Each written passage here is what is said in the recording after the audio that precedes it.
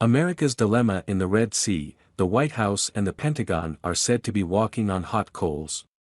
If the U.S. ignores it, the Red Sea route will be blocked, causing significant damage to the U.S., European and Asian economies. If we continue to take half-hearted measures like now, Washington will not be able to ensure safe passage in the Red Sea and will lose face.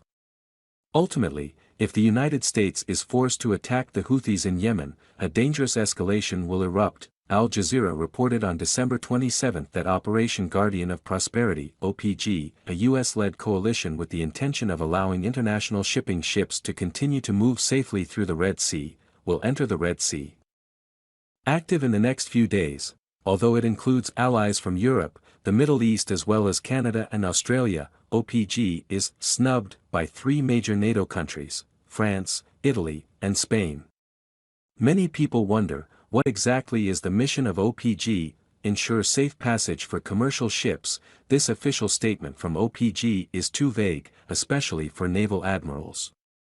They want leaders to give them precise tasks to achieve the desired results. According to Al Jazeera, identifying the threat in the Red Sea right now is very easy. Anti-ship missiles and unmanned aerial vehicles, UAVs, of all types carrying explosive warheads launched by the Houthi movement in Yemen, targeting the coastal areas.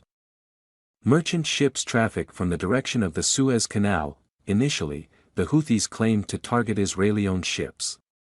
They then expanded their targeting to all ships using Israeli ports and eventually all ships trading with Israel. After numerous attacks on commercial vessels, albeit vaguely linked to Israel, it is not a stretch to assume that any commercial vessel passing through the Red Sea could become a target of attack. All missiles disabled by U.S. and French warships in the Red Sea to date were shot down with surface-to-air missiles, SAMs, launched from ships. Many countries planning to join the OPG alliance have ships with similar SAM missile launch capabilities.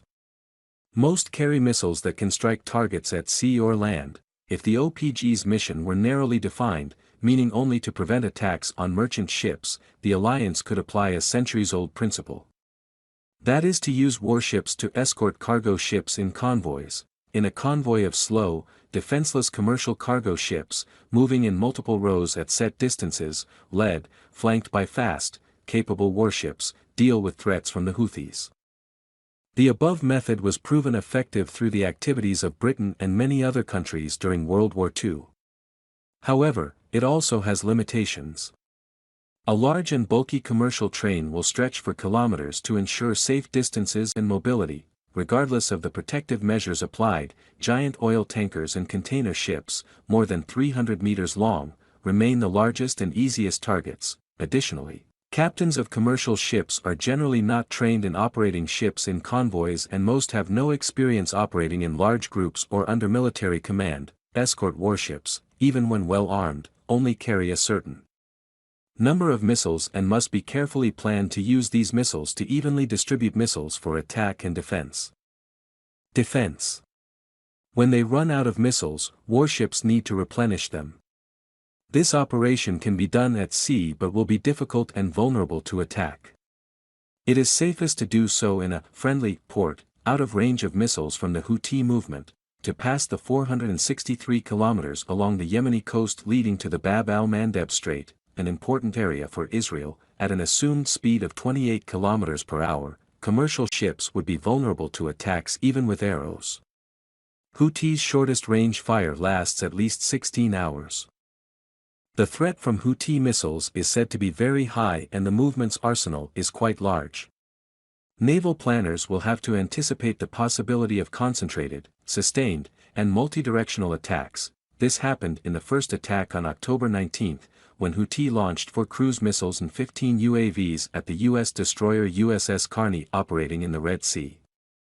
The attack lasted 9 hours, forcing the crew of the U.S. warship to constantly maintain a state of readiness and complete concentration for a long time to intercept incoming missiles.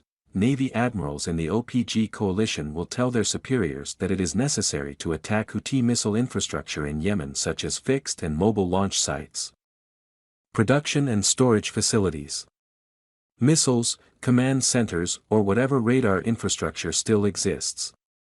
In other words, This is a proactive response to the Houthi missile threat instead of just passively waiting to intercept. In theory, U.S. attacks on Houthi missile infrastructure could be based on satellite reconnaissance and UAVs, combined with missile launches from the Red Sea and Indian Ocean or armed UAVs from distant land bases. But the only realistic chance for the United States to successfully carry out this offensive operation is to use fighters and bombers from the 2 U.S. Navy aircraft carriers operating in the area. The attacks on the Houthis in Yemen have clear military reasons. But they also carry great political risks.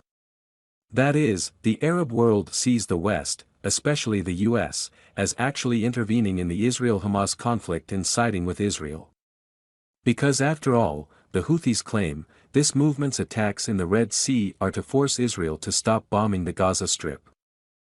Aware of the great risk that this development could cause conflict to spread in the Middle East, the U.S. acted cautiously even though the Houthis continuously made moves to target international commercial ships and threatened to attack U.S. warships in the sea. Red. At the same time, Washington cooperates with regional powers and sends the message that the U.S. does not want the conflict to escalate. The U.S. even publicly asked its ally Israel to end the conflict as quickly as possible, but to no avail. The White House and the Pentagon are said to be walking on hot coals. If the U.S. ignores it, trade routes in the Red Sea will be blocked, causing significant damage to the U.S., European and Asian economies. If we continue to take half-hearted measures like now, Washington will not be able to ensure safe passage in the Red Sea and will lose face. Ultimately, if the United States is forced to attack the Houthis in Yemen, a dangerous escalation will erupt. In addition, the fact that 3 NATO allies, France, Italy and Spain, announced they would not join the OPG alliance also caused a headache for the U.S. According to Al Jazeera, France, Italy and Spain announced they would unilaterally deploy warships to the Red Sea, not to participate in the OPG but to protect commercial ships of these 3 countries. If the U.S. Navy attacks Yemen, Europe can declare that it will not contribute to the escalation of the conflict, shifting all responsibility to the U.S. Our video ends here. Remember to subscribe so we can meet again in the next video. Goodbye everyone.